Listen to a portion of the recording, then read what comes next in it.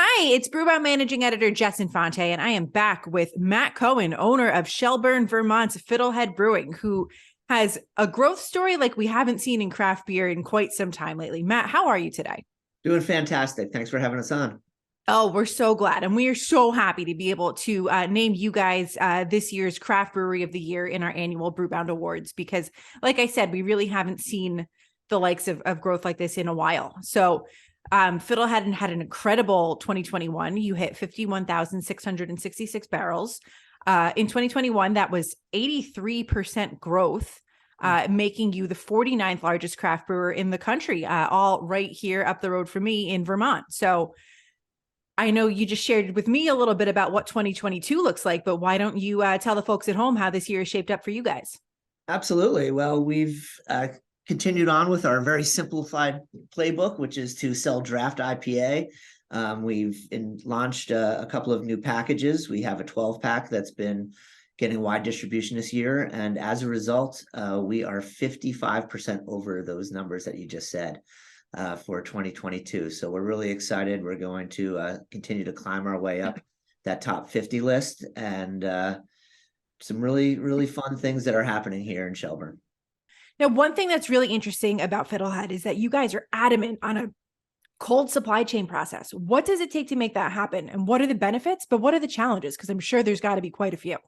Oh, there are so many challenges. It's been incredibly difficult to monitor, but it's something that is really of the utmost importance for our company. I believe that fresh beer sells beer. And as a result, we've demanded that our partners only store our product cold, which, as you mentioned, does present a whole host of challenges. We have representation in just about every one of our markets that we're in. So our people are not policing this, but they're spending a lot of time going around talking to accounts, making sure that the beer is stored cold. If it's not, we're trying to work with that retailer to make sure that in the future our beer is stored properly. And whether or not the consumer fully understands what's going on, they know that every time they reach for a Fiddlehead IPA, that it's going to be as fresh as possible. We look at our day codes out in the market. We spend a lot of time monitoring our distributors' inventory. We're very different in the sense that we ask that our distributors only carry about 15 days worth of inventory at any given time. And that makes sure that our beer is the freshest in the market, it's turning.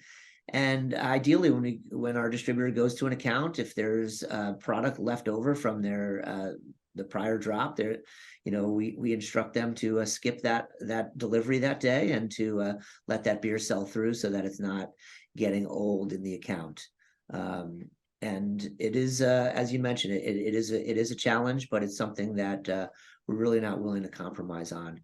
And does it affect our business adversely? Absolutely. I think that I know we can sell a lot more beer through our distribution network in places like supermarkets where those end caps really do sell a lot of product, but it also is a place for beer to get warm and get old.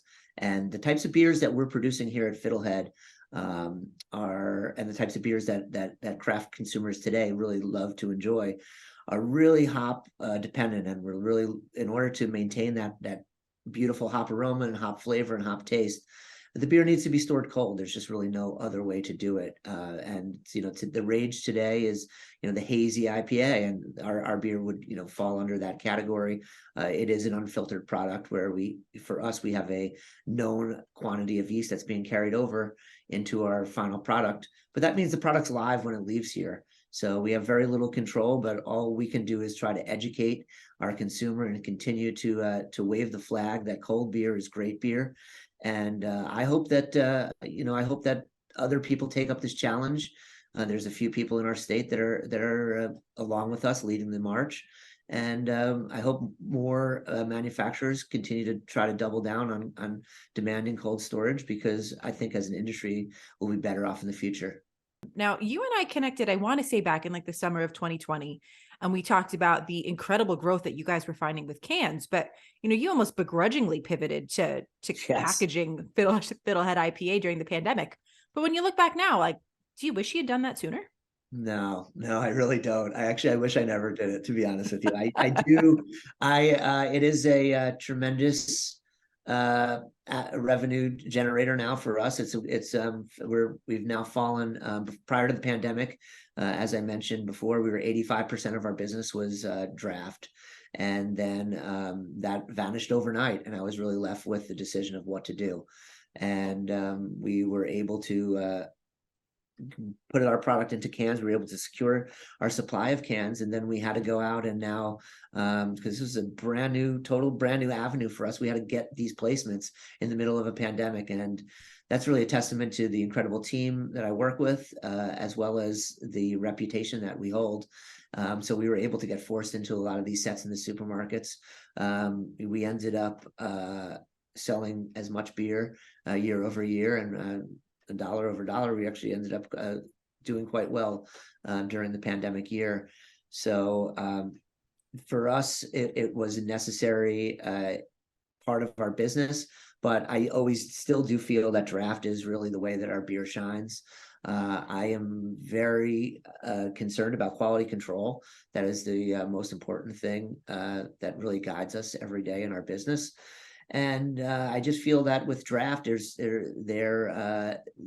a much more secure channel, if you will, with the beer is always being kept cold.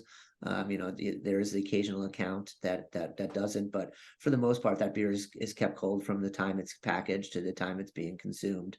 And it's just again, for the types of beers we're making, it's just the best way to showcase that style. So yes, cans are now part of our business. It's a necessary part of our business. We weren't willing, or we weren't going to turn our back on the people that helped us during the pandemic get through. I couldn't say to the supermarkets, okay, now guess what? No more cans. We're back to draft. No, we developed, and we actually opened up and grew our business to a whole new consumer, if you will. I mean, there was, definitely, it wasn't lost on me that, when we were draft only, there are a large portion of the population that don't really get out to bars and restaurants very often. So they weren't having an opportunity to get and to understand and to learn and to love our product. So this is a way to really reach a whole new audience, and we're here to make sure that experience is as best as possible. And again, we keep very strict standards on all of our cans, and how much the cold storage that we demand, as well as the amount of dissolved oxygen that we will allow to pick up during process. And we dump a lot of beer here proudly, because if it is not A+, it doesn't leave our facility. So important. Now, one thing that's always stood out to me about you guys is your philanthropic arm, Team Mastermind. You've raised more than $400,000 for kid-centric causes, including children's hospitals, local branches of the Make-A-Wish Foundation, and organizations that help kids attend summer camps. Tell us a little bit about this program and what inspired you to start it. Sure. Well, one of the best parts about owning and operating a business in a community is having the ability to give back to that community. Unfortunately, I have a son who's 16 years old, and when he was born with a lot of complications. And we spent the first 9 months of his life down in Boston Children's Hospital, and it was touch and go at many times. And he continues to need a lot of services to this day, and has a lot of medical needs that need attention. And so for us, as a family, we are a family-run business. It's my wife and myself. We own the brewery, and we always wanted to have an opportunity and a way to give back. So I thought of creating an incredible beer called Mastermind, and then taking 25% of sales. So that's an incredible amount of revenue that we're able to generate. So we take 25% of sales, and we donate that to. We created a fund now that has the ability to. We're trying to give back into the communities in which the Mastermind is being sold. So in your market, for instance, that money would go to a different organization that's meaningful to the people of Massachusetts, versus, in Vermont, we have identified a couple of other charities that we work with here. But yes, every market, it's the ability to try to tie those people in and get people excited about the beer, but also about giving back to the kids. So for us, we see it no other way of really running a business. It's you have to give back, and you've got to give back to your community, and this is an incredible way to do it. That's wonderful. Now, one last question before I let you go. Sure. And I've referenced this a couple of times now, but that Fiddlehead is able to achieve organic growth of the beer only portfolio is rare. What wisdom would you offer fellow brewers who are chasing similar goals? Sure. Well, I've my history goes back many years. I've dedicated my entire life to craft beer, and more importantly, Vermont craft beer. Um, I got into this business wanting to be in the position I'm at, but I knew that I needed to. I had a lot to learn. So, um, I always encourage people to you got to learn the business inside and out. I've worked at a couple of other successful Vermont breweries where I learned a lot of what to do. I also learned a lot of what not to do along the way, but these are valuable, important lessons. And what I say to people is you need the most important thing, and I'm sure some marketers would disagree with me, but I'm going to tell you that the most important thing is what's inside the can or what's inside the bottle. And you have to have an incredible product. If you have an incredible product, the rest is, in my opinion, is super easy.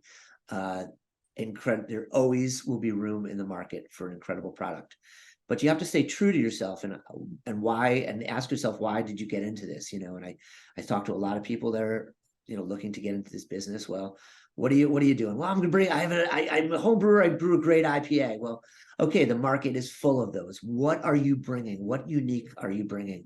And for me, at the time when I started this company 11 or 12 years ago now, in Vermont at the time, there wasn't a well-balanced, accessible, readily available IPA.